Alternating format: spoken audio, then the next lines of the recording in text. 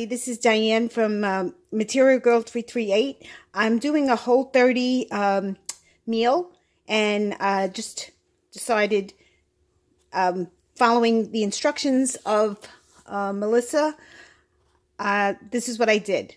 I sauteed some avocado oil, and this is a 1 pound of chopped meat, and I sauteed my chopped meat, took it out, and then I chopped up about 4 or 5 cloves of garlic, 1 shallot, and about a cup of onions, or a half a cup of onions.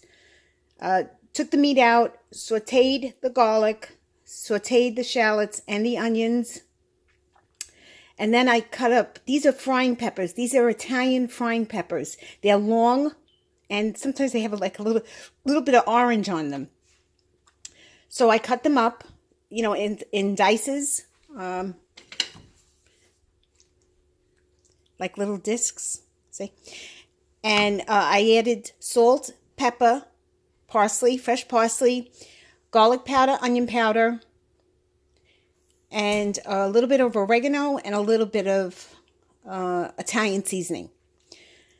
I put the garlic in, I put the onions back in, I sauteed the peppers. When they were almost soft, I threw in some these are frozen diced tomatoes. You can't see them right now. Where are they? Well, anyway, I put some frozen diced tomatoes in, and then I put the meat back in, and it doesn't take too long to cook because this is a really good, delicious meal. If I had cauliflower, I would serve it over cauliflower. Normally, I served it over pasta, but that's not Whole30 compliant.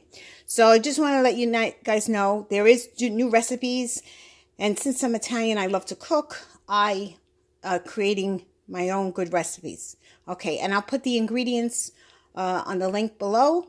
If you like this video, please click and please subscribe. Thank you.